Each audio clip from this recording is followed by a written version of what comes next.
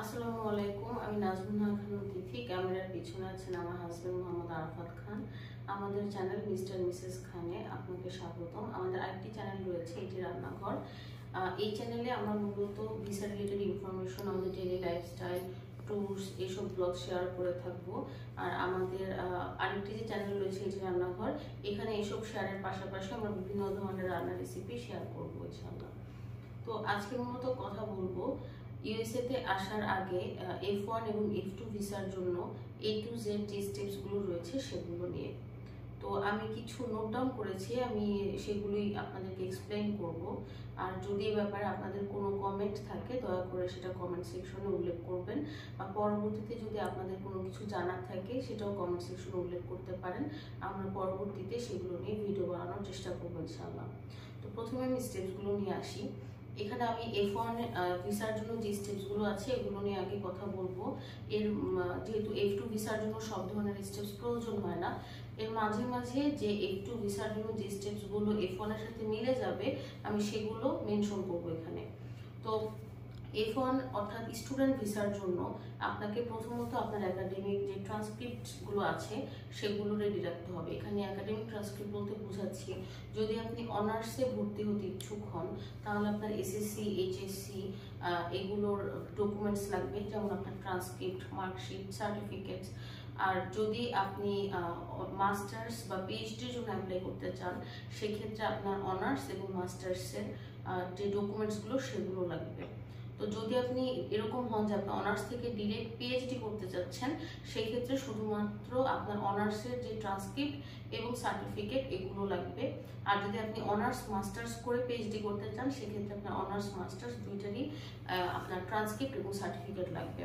তো সব ধরনের ভার্সিটিতে কিন্তু ইভালুয়েশন লাগে না, যেটা আমরা বলি ওএস ইভালুয়েশন। এটা কিন্তু বেশ বড় রকমের একটা টাকা দিয়ে ইভালুয়েশনটা করাতে হয় এবং এখানে প্রায় 1 মাসের মতন সময় লাগে। তো আপনি যদি চান যে আমি ওএস ইভালুয়েশন করাতে চাচ্ছি না, তাহলে আপনি যখন ভার্সিটি সিলেক্ট করবেন সেখানে এটা লেখা থাকবে, আপনাকে সেগুলো বের করে সেই ভার্সিটিতে আপনি অ্যাপ্লাই করতে পারেন। আমি কিন্তু ওএস ইভালুয়েশন করাইনি। তো এরপরে আসি সিজিপিএ নিয়ে। সবার মনের মধ্যে একটা ধারণা থাকে যে কত সিজিপিএ থাকলে আমি এখানে ফান্ডিং পাবো বা আমি চান্স পাবো। মূলত সিজিপিএ 3 বা এর বেশি থাকলে সেজন্য ফান্ডিং পাওয়া বা চান্স পাওয়াটা খুব ইজি হয়। বাট যদি আপনার সিজিপিএ 3 এর নিচে থাকে তারপরেও যে আপনি চান্স পাবেন না বা ফান্ডিং পাবেন না, এটা একটা ভ্রান্ত ধারণা। আপনি সেক্ষেত্রেও চান্স পেতে পারেন এবং ফান্ডিং পেতে পারেন। সেটা নির্ভর করে আপনার অন্যান্য যে আদার ফ্যাক্টরস আছে এগুলোর উপরে। যেমন এখানে সিজিপিএ ছাড়া আপনার রিসার্চ অ্যাক্টিভিটিস, আপনার লেটার অফ রেকমেন্ডেশনস এবং আপনার স্টেটমেন্ট অফ পারপাস, এসওপিটা কতটুকু স্ট্রং, এটার উপরও কিন্তু ডিপেন্ড করে আপনার এখানে চান্স পাওয়া বা ফান্ডিং পাওয়া। তো এটা এক একটা ফিল্ডের জন্য এক এক রকম হয়। আমি এখানে সব ধরনের ফিল্ডের উপর জেনারেল একটা এখানে আইডিয়া দিচ্ছি। বাট যেহেতু আমার ফিল্ড হচ্ছে কম্পিউটার সায়েন্স, তো অবশ্যই এই ব্যাপারটা নিয়ে আমি বেশি বলতে পারবো, যেহেতু আমি ফেজটা পার করে এখানে এসেছি ইউএসএতে। তো এরপর আপনার যেটা লাগবে সেটা হচ্ছে পাসপোর্ট।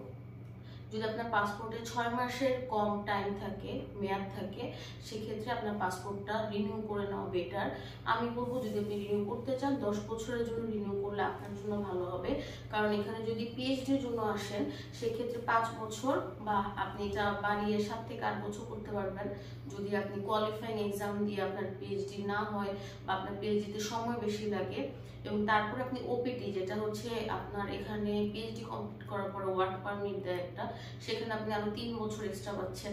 বা যদি আপনি পিএইচডির পরে পোস্ট ডক করতে চান যেটা 1 বছরের হয়, তার এভাবে কম বেশি মিলিয়ে প্রায় 9 থেকে 10 বছর আপনি চাইলে এখানে থাকতে পারবেন। সেজন্য আপনি যদি আপনার পাসপোর্টটা এখানে 10 বছর মেয়াদে রিনিউ করে ফেলেন সেটা আপনার জন্য বেটার হবে। কারণ এখানে এসেও কিন্তু রিনিউ করা যায়। এখানে আপনার বিভিন্ন এখানে বাংলাদেশের এমবিসি আছে, কনসুলেট আছে, বা আপনার নিউ ইয়র্কে আছে বাংলাদেশের এমবিসি, সেখানে গিয়ে করানো যায়। কিন্তু এই ঝামেলাটা একটু lengthy and time consuming, so Bangladesh থেকে করে নিয়ে আসলে সেটা বেটার। তো এখন তারপরে কথা বলবো আপনার যে ইংলিশ যে টেস্টগুলো থাকে, টেস্ট স্কোর, সেগুলো নিয়ে, জিআরই, টোফেল, আইএলটিএস এগুলো নিয়ে। তো সবাই কম বেশি ভাবেন যে জিআরই কি আসলে দিব কি দিব না। আমি কিন্তু জিআরই দিয়ে আসিনি, কারণ জব করার পাশাপাশি জিআরই নিয়ে পড়াশোনা করাটা অনেকটাই একটা মানে একটা খুবই ঝামেলার বিষয় ছিল আমার জন্য। তো আমি জিআরই ছাড়া যেসব ভার্সিটিতে আমি অ্যাপ্লাই করতে পারতাম আমি সেসব ভার্সিটিতে অ্যাপ্লাই করেছি। তো যদি আপনি জিআরই ছাড়া অ্যাপ্লাই করতে চান সেক্ষেত্রে জিআরই ছাড়াও আপনি অ্যাপ্লাই করতে পারবেন। সেটা আপনাকে খুঁজে বের করতে হবে যে কোন ভার্সিটিতে জিআরই ছাড়া অ্যাপ্লাই করা যায়। কম বেশি সব ভার্সিটিতেই দেখবেন জিআরইর পাশে লেখা থাকে অপশনাল, নট ম্যান্ডেটরি পিএইচডির ক্ষেত্রে। তো সেগুলো আবার কিছু কিছু ক্ষেত্রে যদি আপনার সিজিপিএটা কম থাকে তখন অপশনাল থাকলেও আমি বলবো যে জিআরইটা দেওয়া আপনার জন্য বেটার, কারণ সেক্ষেত্রে আপনার চান্স পাওয়াটা ইজি হবে। তো জিআরইর জন্য মার্কসের কথাটা যদি বলি, তো আগের সিস্টেমের যে জিআরইটা ছিল যেটা বড় ভার্সন সেখানে মিনিমাম 1150, আর নতুন রিভাইজ যে জিআরই সেখানে 300-র উপরে যদি আপনি নাম্বার পান সেটা আপনার জন্য বেটার। আর জিআরই ছাড়া যদি আপনি শুধু আইএলটিএস বা টোফেল দিয়ে যেতে চান সেটাও পসিবল। আমি শুধু আইএলটিএস দিয়ে এখানে এসেছি। তো আইএলটিএস এর মার্কসটা যদি আমি বলি সেখানে হচ্ছে মিনিমাম 6 তো আপনার দরকার শুধুমাত্র অ্যাপ্লাই করার জন্য, বাট কোন কোন জায়গায় 5.5 দিয়েও আপনি পারবেন। কিন্তু যদি আপনি এখানে চান্স পান এবং চান্স পেতে চান এবং ফান্ডিং পেতে চান সেই ক্ষেত্রে আমি বলবো যে আপনার মিনিমাম 7 বা 7 আপ থাকলে আপনার জন্য এটা চান্স পাওয়া এবং ফান্ডিং পাওয়া ইজিয়ার হবে। আর টোফেলের জন্য বলবো অধিকাংশ ইউনিভার্সিটি এখানে মিনিমাম 80 থেকে 120-এর মধ্যে তারা মার্কস চায়। আর যদি আপনি ফান্ডিং চান সেক্ষেত্রে আপনার 90 থেকে যতটা উপরে আপনি রাখতে পারবেন এটা আপনার জন্য ভালো হবে। তো এখানে এইগুলোর জন্য যখন আপনি পেমেন্ট করবেন তখন কিন্তু আপনি এটা চাইলে ক্রেডিট কার্ড বা ক্যাশ বা ডেবিট পেমেন্ট যে কোনো ভাবে আপনি সেটাকে পে করতে পারেন। আর এখানে আসার আগে আমি অবশ্যই আপনাদেরকে সাজেস্ট করব একটা ইন্টারন্যাশনাল ক্রেডিট কার্ড এবং মাল্টি কারেন্সি ডেবিট কার্ড করে নেওয়ার জন্য। আমি এখানে আসার আগে ব্র্যাক ব্যাংক থেকে মাল্টি কারেন্সি ডুয়াল যেটা ডেবিট কার্ড আমি নিয়ে এসেছি এবং ইন্টারন্যাশনাল ক্রেডিট কার্ড নিয়ে এসেছি, যেটার জন্য কিন্তু এখানে আমার অনেক সহজ হয়েছে সার্ভাইভ করাটা। তা আমি এটা আপনাদেরকে সাজেস্ট করবো যে আপনারা যদি পারেন সেক্ষেত্রে একটা ক্রেডিট কার্ড এবং মাল্টি কারেন্সি ডেবিট কার্ড আপনারা করে নিতে পারেন, সেক্ষেত্রে আপনাদের পেমেন্টও ইজি হবে। তো পরবর্তী যে স্টেপসটা সেটা হচ্ছে ভার্সিটি খোঁজা এবং সেই ইউনিভার্সিটির প্রফেসরদের সাথে যোগাযোগ করা। তো এখানে ভার্সিটি কিভাবে খুঁজবো, এক একজনের প্রোফাইল ওয়াইজ যেটা এক একজনের প্রোফাইলটা ডিফারেন্ট হয় এবং কোন প্রফেসরকে আমি অ্যাপ্রোচ করব বা কিভাবে অ্যাপ্রোচ করলে আমি তার কাছ থেকে একটা রেসপন্স পেতে পারি বা আমি একটা চান্স পেতে পারি ইন্টারভিউ, এটা নিয়ে আরেকটা ভিডিও বানাবো আমি, কারণ এটা নিজেই অনেক বড় একটা লেন্থি প্রসেস। সো এখানে যেটা আমি শুধু স্টেপস নিয়ে কথা বলছি, এখানে এটা হচ্ছে নেক্সট স্টেপ যে আপনাকে ইউনিভার্সিটি খুঁজতে হবে এবং পটেনশিয়াল যে প্রফেসরদেরকে আপনি রিচ করতে যাচ্ছেন তাদের আপনি একটা লিস্ট করে রাখবেন। সেই লিস্টের ফরম্যাটটাও আমি আপনাদের সাথে শেয়ার করবো যে কীভাবে আপনারা লিস্টটা তৈরি করতে পারেন এবং ফলো আপ রাখতে পারেন। এরপর হচ্ছে স্টেটমেন্ট অফ পারপাস বা personal statement and academic statement. অর্থাৎ আপনারা যে এখানে আসবেন এর জন্য তো অবশ্যই আপনাদেরকে অ্যাপ্লাই করতে গেলে একটা স্টেটমেন্ট অফ পারপাস লিখতে হবে, বা কোনো কোনো জায়গায় স্টেটমেন্ট অফ পারপাসের বদলে তারা দুটো জিনিস চায়, personal statement and academic statement. দুটো কিন্তু দুটো ভিন্ন জিনিস। তো এই দুটো কিভাবে আপনি লিখবেন বা তিনটা জিনিস যেহেতু আলাদা কিভাবে লিখতে পারেন সেটা আমি আপনাদের সাথে ফরম্যাটটা শেয়ার করব। এরপর আসবে লেটার অফ রেকমেন্ডেশন। এখানে লেটার অফ রেকমেন্ডেশন যত আপনার স্ট্রং হবে তত কিন্তু আপনার চান্স পাওয়ার বা এখানে অ্যাডমিশন পাওয়ার সুযোগটা তত স্ট্রং হয়। এখন আপনি কিভাবে বুঝবেন যে আপনার লেটার অফ রেকমেন্ডেশন স্ট্রং হচ্ছে? প্রথমত আপনি যদি এখানে অনার্সে পড়তে চান তাহলে আপনার স্কুল বা কলেজের ডিরেক্ট আপনার যে টিচার ছিলেন যে আপনাকে খুব ভালো করে চিনেন এবং আপনার ব্যাপারে কোনো উল্লেখযোগ্য ঘটনা দ্বারা আপনার মানে তার এক্সাম্পলে বুঝাতে পারবেন যে আপনি কতটা ভালো ছিলেন পড়ালেখায় বা পড়ালেখা ছাড়াও আপনি কতটা ভালো ছিলেন কো কারিকুলার অ্যাক্টিভিটিসে, সেগুলো হচ্ছে গিয়ে তারা লিখতে পারবেন। সেই সব লিখতে পারবেন এরকম টিচার আপনারা টিচারের থেকে আপনারা লেটার অফ রেকমেন্ডেশন নেবেন। আর যদি আপনি মাস্টার্সের জন্য বা পিএইচডির জন্য যেতে চান সেক্ষেত্রে আপনার অনার্সে যার আন্ডারে আপনি থিসিস করেছেন বা যে একটা প্রজেক্ট করেছেন যে টিচারের আন্ডারে, এরকম টিচারের কাছ থেকে আপনি লেটার অফ রেকমেন্ডেশন নিতে পারেন। এছাড়াও আপনি চাইলে যদি জব করেন কোথাও আপনার ওখানকার কোনো কলিগ বা আপনার ডিরেক্ট বসের থেকেও আপনি একটা লেটার অফ রেকমেন্ডেশন নিতে পারেন। ইউজুয়ালি তিনটা রেকমেন্ডেশন নিয়ে রাখলে ভালো হয়। কোনো কোনো জায়গায় দুইটাও লেটার অফ রেকমেন্ডেশন প্রয়োজন হয়, বাট বেশিরভাগ জায়গায় তিনটা লেটার অফ রেকমেন্ডেশন লাগে। সেক্ষেত্রে আপনি দুইটা একাডেমিক আর একটা আপনি প্রফেশনাল দিতে পারেন।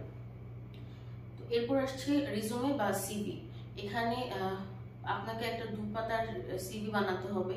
এখন অনেকের অনেক বেশি কোয়ালিফিকেশনস থাকতে পারে, যেটা আপনি হয়তো 2 পেজে আটাতে পারছেন না, কিন্তু যত কিছুই হোক আপনাকে 2 পেজে এটা আটাতে হবে। যেহেতু এটা আপনি একটা মাস্টার্স বা পিএইচডির জন্য অ্যাপ্লাই করছেন, সেহেতু শুধুমাত্র একাডেমিক যে কোয়ালিফিকেশনস আছে বা একাডেমিক কো-কারিকুলার অ্যাক্টিভিটিস যেটা আপনার ফিল্ডের সাথে যায়, যেখানে আপনি অ্যাপ্লাই করছেন, এই সমস্ত জিনিস আপনি সংক্ষেপে এখানে অ্যাটাচ করবেন।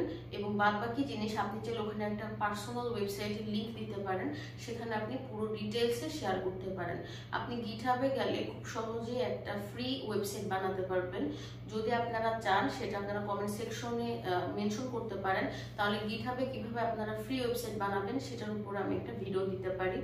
তো গিটহাবে যদি আপনি একটা ফ্রি ওয়েবসাইট নিজের নামে বানিয়ে ওখানে ডিটেলস শেয়ার করেন এবং ওই লিঙ্কটা আপনি আপনার সিভিতে শেয়ার করেন এবং সিভিতে ছোট করে শুধুমাত্র আপনার যোগ্যতা বা কো-কারিকুলার অ্যাক্টিভিটিসগুলো শেয়ার করেন, তাহলেও কিন্তু যারা আপনার সিভিটা চেক আউট করবে তারা কিন্তু ওখানে গিয়ে সেগুলো চেক করে। এরপর আসবো আপনার রিসার্চ প্রপোজাল। রিসার্চ প্রপোজাল সব জায়গায় লাগে না, এটা অপশনাল, বাট যখন কোনো জায়গায় এটা লাগবে তখন কিন্তু তারা আপনাকে বলবে যে আপনি যেই ফিল্ডে পড়তে যাচ্ছেন বা যেখানে আপনি অ্যাপ্লাই করছেন এখানে একটা রিসার্চ প্রপোজাল জমা দিতে হবে।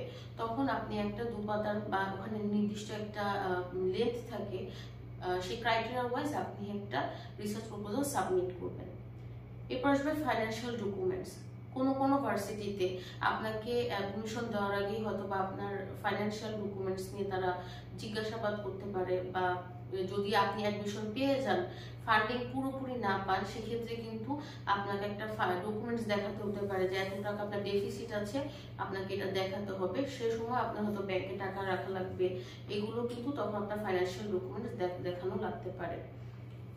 মেডিকেল ডকুমেন্টস আপনার সব ভার্সিটিতে হয়তো বা এটা আগে লাগে না, যেহেতু আমি কিন্তু ভার্সিটিতে আসার পরে ভ্যাকসিন দিচ্ছি, কিন্তু যদিও আমাকে আগে দিতে বলা হয়েছিল, আমি ইনফর্ম করেছি বিধায় আমি পরে দিচ্ছি।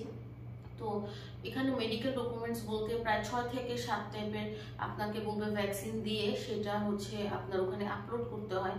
এগুলো আপলোড করে তারপর আপনাকে একটা ইমিউনাইজেশন কমপ্লায়েন্স এটা নিতে হয়, যেটা থ্রুতে আপনি যে মেডিকেলি ফিট এটা আপনাকে দেখাতে হবে। তো এই মেডিকেল ডকুমেন্টস কিন্তু অনেক সময় দেখা যায় যে বাংলাদেশের গুলো ইউএসএ তে অ্যাপ্রুভ হয় না।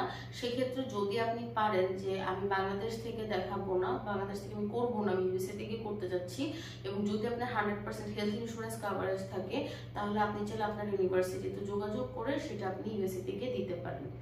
এরপর আসবে ইন্টারভিউ। সেটা আপনার ডিপার্টমেন্ট থেকে হতে পারে, আপনার অ্যাডমিশনের আগে, বা আপনার প্রফেসর যার কাছে আপনি রিচ করেছেন বা যার নাম আপনি এসওপিতে উল্লেখ করেছেন, সে আপনার একটা ইন্টারভিউ নিতে পারে। একটা থেকে দুটো ইন্টারভিউ হতে পারে, বেশিও হতে পারে। সেটা স্কাইপি, জুম বা আপনার ফোন, যে কোনো কিছু থ্রুতে হয়। ইন্টারভিউতে কি কি টাইপ কোশ্চেন্স করে, বা আপনাকে কোনো স্লাইড বানাতে হবে কিনা, বা কি করবেন, এটা নিয়েও একটা বিস্তারিত ভিডিও আসবে পরবর্তীতে। এরপর আপনার অনলাইন অ্যাপ্লিকেশন। তো এই অনলাইন অ্যাপ্লিকেশনের যে ওয়েভার, আপনি যদি অনলাইন অ্যাপ্লিকেশন করার সময় টাকা পে করতে না চান, যে আমি একটা নির্দিষ্ট পরিমাণ টাকা অ্যামাউন্ট থাকে, কোনো জায়গায় সেটা $50, $65, $115, $155 পর্যন্ত আছে। বাট যদি আপনি ওয়েভার চান, সেই ওয়েভারটা আপনি কিভাবে নেবেন সেটা আপনারা জানতে চাইলে সেটা কমেন্টে মেনশন করতে পারেন।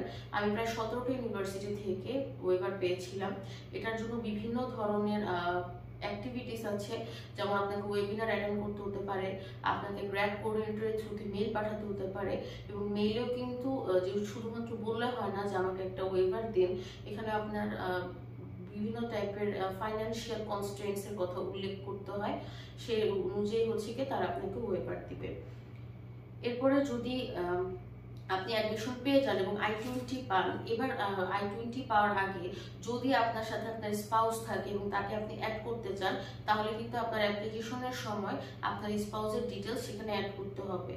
স্পাউসের ডিটেলস অ্যাড করলে যখন আপনি এখানে অ্যাডমিশন পাবেন এবং I-20 পাবেন ভার্সিটি থেকে, তখন তারা আপনার I-20 পাঠানোর সাথে সাথে আপনার স্পাউসের জন্য I-20 পাঠাবে। যারা F2 নিয়ে যেতে চাচ্ছেন তারা এটা করবেন, যারা নিতে চাচ্ছেন না বা যাদের নেই স্পাউস, তারা শুধুমাত্র নিজেদের জন্য নিজেদের ইনফরমেশনটা উল্লেখ করবেন। এরপর I-20 সাথে কিন্তু আপনার অ্যাসিস্ট্যান্টশিপ রিলেটেড ডিটেলস এবং ফান্ডিং এর ডিটেলসটা উল্লেখ করা থাকে। এবং এখানে কিন্তু আপনি সবসময় হার্ড কপি পাবেন না, কিন্তু সফট কপিটা আপনি এখানে পাবেন। আর সফট কপিটা দিয়ে কিন্তু আপনার মেইলের কাজ হয়ে যাবে, চাইলে ওটা আপনি প্রিন্ট আউট বের করে নিতে পারেন। এরপর আসবে ফটো। আপনার এই ভিসার যে ইন্টারভিউর আগেই আপনার ছবি তুলতে হবে। সেই ছবিটা হচ্ছে স্টুডিও ভার্সন হতে হবে 2x2 ইঞ্চ, এবং আপনি 4 কপি এখানে স্টুডিও ভার্সন ছবি নেবেন এবং একটা সফট কপি, মানে আপনি যে স্টুডিওতে করবেন তার আপনাকে একটা কপি ইমেল করে দিবে। এটা টোটাল আপনার করতে প্রায় 350 টাকার মতন লাগবে। যে কোনো স্টুডিওতে আপনি করতে পারেন, সর্বোচ্চ 350 টাকা বা এরকম। এবং অ্যাপ্লিকেশনে কিন্তু মূলত আপনার সফট কপিটাই লাগে। আর হার্ড কপিটা হচ্ছে মাঝে মধ্যে আপনার যখন আপনি পাসপোর্ট কালেক্ট করতে যান তখন আপনার হচ্ছে 1 কপি ছবি ওনারা রেখে দেয়, তখন হচ্ছে আপনার 1 কপি ছবি লাগবে। এরপর হচ্ছে আপনাকে সার্ভিস ফি দিতে হবে। সার্ভিস ফি হচ্ছে $350, এবং এই ফি দেওয়ার সময় I-20 থেকে একটা পিন কোড নিতে হবে আপনার। সেই পিন কোডটা নিয়ে আপনি এখানে $350 পে করে সেটা আপনি সার্ভিস ফি পে করতে পারবেন। এরপর হচ্ছে DS-160 form. DS-160 form fill up করে আপনার কনফার্মেশন পেজটা রেখে দিতে হয়। এটা কিন্তু আপনার F1 এর পাশাপাশি F2 এর জন্য আপনাকে ফিল আপ করতে হবে। এটা আপনি কিভাবে ফিল আপ করবেন বা কিভাবে আপনি কনফার্মেশন পেজ সেভ করবেন, এটা পরবর্তীতে ইনশাআল্লাহ ভিডিও নিয়ে আসবো। এরপর আপনারা ভিসা অ্যাপ্লিকেশন ফি দিতে পারেন, সেটা অনলাইনে বা ইস্টার্ন ব্যাংকে গিয়ে। F1 এবং F2 জন্য সেটা সমপরিমাণ, অর্থাৎ $185 পার অ্যাপ্লিকেন্ট। যদি আপনি সেটা অনলাইনে পে করেন তাহলে সেক্ষেত্রে আপনার কোনো ডকুমেন্টস লাগবে না, কিন্তু যদি আপনি ইস্টার্ন ব্যাংকে গিয়ে সেটা সাবমিট করেন বা পে করেন, সেক্ষেত্রে আপনার পাসপোর্ট, NID ফটোকপি এবং অরিজিনাল ডকুমেন্টস লাগবে। এরপর আপনাকে CGI ফেডারেলে গিয়ে অ্যাপয়েন্টমেন্ট নিতে হবে। এখানে CGI ফেডারেলে গিয়ে কিভাবে অ্যাপয়েন্টমেন্ট নেবেন সেটা নিয়ে ইনশাআল্লাহ একটা ভিডিও আসবে। এখানে গিয়ে আপনি প্রথমত একটা ইনিশিয়াল ডেট নিতে হবে আপনাকে। এবং আমরা সবাই জানি কম বেশি ঢাকার আসলে ভিসার যে ইন্টারভিউ বা অ্যাপয়েন্টমেন্ট ডেট পাওয়া খুবই একটা ঝামেলাপূর্ণ হয়ে যাচ্ছে। তো সেই ক্ষেত্রে কিন্তু আপনি ইনিশিয়াল অ্যাপয়েন্টমেন্ট ডেট নিলে দেখবেন যে 1 বছর পর ডেট সেখানে আসে। তো এখানে আপনাকে সেক্ষেত্রে ইমার্জেন্সি রিকোয়েস্ট করতে হবে। এখন ইমার্জেন্সি রিকোয়েস্ট কিন্তু আপনি চাইলেই করতে পারবেন না, বা করলেও সেটা অ্যাকসেপ্ট হবে না। কারণ ইমার্জেন্সি রিকোয়েস্ট করতে গেলে স্টুডেন্ট হিসাবে আপনার I-20-তে উল্লেখকৃত যে তারিখটা থাকে, সেই তারিখ থেকে 120 দিনের মধ্যে আপনি সেটি অ্যাপ্লাই করতে পারবেন। অর্থাৎ আপনার ক্লাস যদি শুরু হয় অক্টোবরে, সেক্ষেত্রে আপনি চাইলে জুনে গিয়ে আপনি অ্যাপ্লাই করতে পারেন ইমার্জেন্সি রিকোয়েস্টের জন্য। জুন থেকে একদম অক্টোবর ক্লাস শুরুর আগ পর্যন্ত আপনি ইমার্জেন্সি রিকোয়েস্টের জন্য অ্যাপ্লাই করবেন। কিন্তু তারপরও যে আপনার ইমার্জেন্সি রিকোয়েস্ট অ্যাকসেপ্ট হবে তা কিন্তু না, এটার একটা আলাদা ফরম্যাট আছে ইমার্জেন্সি রিকোয়েস্টের জন্য। আমি এ পর্যন্ত 4 বার ইমার্জেন্সি রিকোয়েস্ট করেছি এবং 4 বারই আমার অ্যাকসেপ্ট হয়েছে। আমার যেহেতু অনেক ধরনের ভিসা জটিলতার মধ্যে দিয়ে পার হতে হয়েছে, আমার 7 থেকে 8 বার ডেট রিস্কেডিউল হয়েছে, ক্যান্সেল হয়েছে বিভিন্ন রাজনৈতিক অস্থিরতার কারণে। তো 4 বারই আমি ইমার্জেন্সি রিকোয়েস্ট করেছিলাম, 4 বারই অ্যাকসেপ্ট হয়েছে। তারপর আমি এখানে আসতে পেরেছি আলহামদুলিল্লাহ। তো সেক্ষেত্রে আপনারা যদি এটার ফরম্যাট জানতে চান বা কি ফাইল অ্যাটাচ করতে হয়, কিভাবে রিকোয়েস্ট করতে হয় ইমেল করে, সেটা আমি আপনাদের সাথে শেয়ার করবো ইনশাআল্লাহ। এরপরে আসবে US এমবিসির ইন্টারভিউতে আপনি কি ডকুমেন্টস ক্যারি করবেন বা কি ধরনের প্রশ্ন F1 এবং F2 কে জিজ্ঞাসা করতে হতে পারে সে সম্পর্কে আমরা একটা স্যাম্পল লিস্ট দেব অ্যানসার সহ। আমি এবং আমার হাজবেন্ড কিন্তু প্রথমবারই দাঁড়িয়ে ভিসা পেয়েছি আলহামদুলিল্লাহ। তো সেক্ষেত্রে আপনারা চাইলে আমরা সেটা শেয়ার করতে পারি আপনাদের সাথে। এরপর আসবে ভিসা স্ট্যাটাস চেক। আপনি যদি অ্যাপ্রুভাল পেয়েও যান বা ব্লু লিফলেটও পান, সেটা কিন্তু আপনার যে ওয়েবসাইট আছে সেখানে কিন্তু তখনও অ্যাপ্রুভড লেখা আসবে, কিন্তু ইস্যুড লেখা আসেনি। ইস্যুড লেখা আসতে কিন্তু কিছুটা টাইম লাগে। অ্যাপ্রুভ অর্থাৎ আপনার ভিসাটা অ্যাপ্রুভ হয়েছে, আর ইস্যুড অর্থ আপনার ভিসাটা তারা পাসপোর্টে লাগিয়ে দিয়েছে এবং পাসপোর্টটা আপনি তখন চাইলে নিয়ে আসতে পারেন VFS গ্লোবাল থেকে। তো সেই ইস্যুড লেখাটা কখন আসবে বা আপনি চাইলে সেটা অ্যাপ্রুভ থেকে ইস্যুড হয়েছে কিনা সেটা চেক করতে পারেন নিজেই গিয়ে। একটা ওয়েবসাইটের থ্রুতে আপনি স্ট্যাটাসটা চেক করতে পারেন, সেটাও আমরা আপনাদের সাথে শেয়ার করব। এরপর আসবে ভিসা পাওয়ার পর, অর্থাৎ যদি আপনার ইস্যুড হয়ে যায় এবং আপনি VFS গ্লোবাল থেকে আপনার পাসপোর্টটা কালেক্ট করেন, আপনার সব সর্বপ্রথম কাজ হবে প্লেনের টিকিট করা এবং শপিং করা। এবং শপিং এ বেশিরভাগ স্টুডেন্টেরই জেনারেল একটা লিস্ট থাকে ইউএসএ তে আসার আগে, একটা শপিং লিস্ট, যেগুলো আপনি বাংলাদেশ থেকে না আনলেই নয়। সেটা অবশ্যই স্টেট ভেদে ডিফারেন্ট হয়, কিন্তু কিছু কিছু জিনিস আপনার অবশ্যই নিয়ে আসতে হবে। আপনারা চাইলে সেই লিস্টটাও আমরা আপনাদের সাথে শেয়ার করতে পারি, একটা প্রাইস রেঞ্জ সহ, যে কতটুকু প্রাইস অ্যাপ্রক্সিমেটলি আপনার পড়বে এই জিনিসটা কিনতে। তো এখানে আমরা পরবর্তীতে B1 B2 অর্থাৎ ভিজিটর ভিসা, যে ভিসা দিয়ে আপনার বাবা মা বা ভাই বোন আপনার সাথে দেখা করতে পারবেন ইউএসএ তে এসে, সেটা কিভাবে অ্যাপ্লাই করবেন, বা যদি আপনার কোনো ডেফিসিট থাকে F1 F2 সহ, সেই ভিসা ইন্টারভিউটা কিভাবে আপনারা ফেস করবেন, সেটা নিয়ে আমরা পরবর্তীতে ভিডিও নিয়ে আসবো। তো এরপর ইউএসএ তে আসার আগে আপনার আরো কিছু কাজ ইম্পর্টেন্ট, সেগুলো হচ্ছে আপনার বাসা ঠিক করতে হবে। আর এখানে বাসা ঠিক করা মানে আপনাকে 1 মাসের ভাড়া, সেটা একটা হাউজিং ডিপোজিট হিসাবে আপনাকে এখানে আগেই পাঠাতে হয়, এবং সাথে আপনাকে 1 মাসের ভাড়াও পাঠাতে হয়, অর্থাৎ 2 মাসের ভাড়া আপনাকে এখানে দিয়ে আগে থেকে বাসা বুক করে বা রিজার্ভ করে আপনাকে এখানে আসতে হবে। তো যেহেতু জানেন যে বাংলাদেশ থেকে কিন্তু $300 বেশি টাকা পাঠানো যায় না, আর যদি আপনি পাঠান সেক্ষেত্রে আপনাকে ব্যাংকে ইমেল করে সেটা আপনাকে ট্রানজাকশনের জন্য অ্যাপ্রুভাল নিয়ে কত অ্যামাউন্ট আপনি পাঠাবেন সেটা বলে, এরপর আপনাকে পাথওয়েটা বা গেটওয়েটা ওপেন করতে হয়। গেটওয়ে ওপেন করার পরে সেটা একটা নির্দিষ্ট টাইম থাকে যে গেটওয়েটা অফ হয়ে যাবে, এরপরে আপনি সেই টাইমের মধ্যে টাকা পাঠাবেন। তো এই ক্ষেত্রে যদি আপনার বাহিরের দেশে কোনো বন্ধু বা রিলেটিভ থাকে যারা টাকাটা পে করে দিতে পারবেন, সেটা আপনার জন্য বেটার হবে। পরবর্তীতে আপনি তাহলে সেই পরিমাণ বাংলাদেশি টাকা তার অ্যাকাউন্টে আপনি পাঠিয়ে দিতে পারেন। আর যদি অ্যাকাউন্টে আপনার কেউ না থাকে, তাহলে কিভাবে আপনি ব্যাংকে ইমেল করে সেই গেটওয়েটা ওপেন করবেন, সেটার যদি সম্পর্কে কোনো ভিডিও চান সেটা আমাকে বলতে পারেন, কারণ আমি এভাবে ইমেল করে গেটওয়ে ওপেন করে টাকা পাঠিয়েছিলাম। সেই ভিডিওটা আমি ইনশাআল্লাহ আপনাদের সাথে ট্রাই করবো, ইমেল শেয়ার করবো, ইমেল ফরম্যাটটা। তো বাসা ঠিক করার পাশাপাশি আপনাকে ডলার এনরোলমেন্ট করাতে হবে। যদি আপনি $500 কম নেন বা $500 নেন, সেক্ষেত্রে আপনি ডলার পাসপোর্টে এনরোলমেন্ট ছাড়াও নিতে পারবেন। কিন্তু যদি বেশি ডলার ক্যারি করেন, সেক্ষেত্রে আপনার পাসপোর্টে এনরোলমেন্ট করানোটা বেটার। সেটা আপনি নিকটস্থ যে কোনো ব্রাঞ্চে গিয়ে করে নিতে পারবেন, যে ব্যাংকে আপনার অ্যাকাউন্ট খোলা আছে। এরপরে আপনি ইউএসএ তে আসার পরে আপনার সর্বপ্রথম কাজ হবে I-94 যে ফর্মটা থাকে, সেই ফর্মটা ফিল আপ করা, গ্লোবাল চেক ইন, এবং এই I-94 ফর্ম ফিল আপ করা। তারপর একটা ব্যাংক অ্যাকাউন্ট খোলা এবং সেখানে ডেবিট কার্ড, ক্রেডিট কার্ড নেওয়া। এখানে ক্রেডিট কার্ড নিতে গেলে অবশ্যই আপনার সোশ্যাল সিকিউরিটি নাম্বার লাগবে। তো সেটা সোশ্যাল সিকিউরিটি নাম্বার নিতে গেলে এখানে I-9 ভেরিফিকেশন লাগে। I-9 ভেরিফিকেশনের পরে আপনি সোশ্যাল সিকিউরিটি নাম্বারের জন্য অ্যাপ্লাই করতে পারবেন। এবং তারপরে হচ্ছে কি আপনার ক্লাস রেজিস্ট্রেশন, স্টুডেন্ট কার্ড নেওয়া, এবং ক্লাস রেজিস্ট্রেশন চাইলে আপনি আসার আগেই করে আসতে পারেন, বাট স্টুডেন্ট কার্ডটা আপনার এখানে এসে নিতে হবে। এরপর হচ্ছে আপনার ইন্টারন্যাশনাল অফিসে ভিজিট করে আপনার আর কোনো কাজকর্ম বাকি আছে কিনা সেটা আপনি চেক করতে পারেন। এরপরে আপনার গ্র্যাজুয়েট কোঅর্ডিনেটর এবং আপনি যদি কোনো সুপারভাইজারের থ্রুতে আসেন বা যদি আপনি ফান্ড পেয়ে থাকেন, সেই সুপারভাইজারের সাথে দেখা করবেন, ওরিয়েন্টেশন জয়েন করবেন এবং মোবাইল সিম কার্ড কিনবেন। এখানে অনেক ভার্সিটিতে ফ্রি আপনাকে সিম কার্ড দিবে, শুধুমাত্র আপনাকে হয়তো টাকা দিয়ে সেই সিমটা অ্যাক্টিভেট করে একটা প্ল্যান নিতে হয়। তো এরপর আপনার হেলথ ইন্স্যুরেন্স কভারেজ থাকলে সেটাও আপনাকে দেখতে হবে সেটা অ্যাক্টিভেট কিনা। সেটা আপনি হেলথ সেন্টারে, স্টুডেন্টের হেলথ সেন্টার থাকে, সেখানে গিয়ে আপনি কথা বলে অ্যাক্টিভেট করবেন। এবং যদি এটার কিন্তু একটা আলাদা কার্ড থাকে, হেলথ ইন্স্যুরেন্স কার্ড, সেটা আপনি নেবেন। পরবর্তীতে আর এরকম টোটাল ইউএসএ তে আসার জন্য এটা হচ্ছে A to Z স্টেপস। এছাড়া পরবর্তীতে যে স্টেপসগুলোই থাকে সেগুলো খুবই ছোট, বা আপনি এখানে আসার পরে নিজেই একের পর এক আপনি দেখবেন যে করতে পারবেন। এটা এক একটা ভার্সিটি ওয়াইজ এক এক রকম হয়, কিন্তু টোটাল ইউএসএ তে আসার শুরু থেকে শেষ পর্যন্ত যে স্টেপসগুলো F1 এবং F2 লাগে সেগুলো কিন্তু এখানে আমি আজকে এক্সপ্লেন করে দিলাম। এছাড়া যদি আপনাদের কোনো নির্দিষ্ট কোনো স্টেপস নিয়ে কোনো প্রকার কনফিউশন থাকে বা জানতে চান আরো বিস্তারিত, তাহলে দয়া করে কমেন্ট সেকশনে সেটি আমাদেরকে লিখে পাঠান, আমরা পরবর্তীতে সেটি নিয়ে ভিডিও পাঠাবো। এবং শীঘ্রই আমাদের এখানে আমাদের এটি রান্নাঘর চ্যানেলে গণস্বপ্ন একটি ভিডিও আসছে, সেই ভিডিও দেখে আমাদের পাশে থাকবেন। আমাদের দুটো চ্যানেলে সাবস্ক্রাইব করার এবং লাইক করার অনুরোধ রইল। সবাই ভালো থাকবেন। আসসালামু আলাইকুম।